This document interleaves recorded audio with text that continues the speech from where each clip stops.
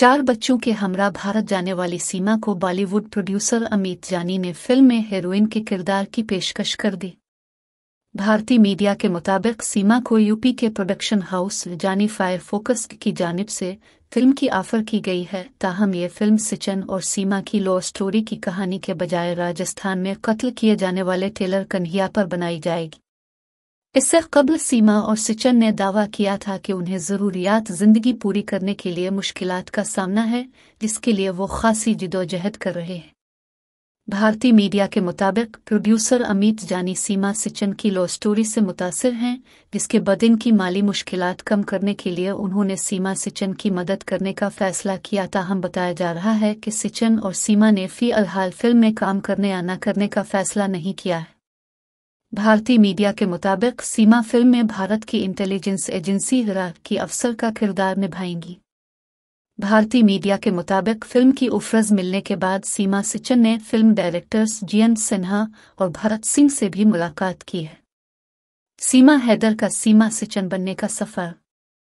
वाज़ेह रहे कि भारतीय नौजवान की मोहब्बत में गिरफ्तार हैकर भारत जाने वाली पाकिस्तानी खातून और 4 बच्चों की मां सीमा हैदर अब सीमा सिचन बन चुकी है।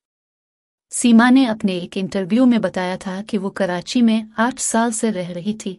मोबाइल गेम पबजी खेलते हुए इसकी भारतीय रियासत उत्तर प्रदेश के शहर नौवा के सिचन सिंह से दोस्ती हुई और फिर ऑडियो वीडियो कॉल्स का सिलसिला भी शुरू हो गया।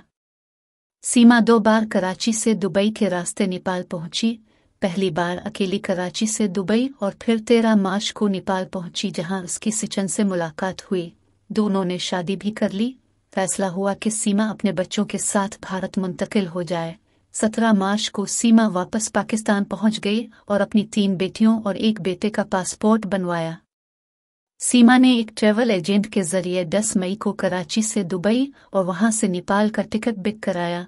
फिर नेपाल से बस के जरिए नई दिल्ली और वहां से दूसरी बस से 13 मई को नौवा सिचन सिंह के पास पहुंच गई।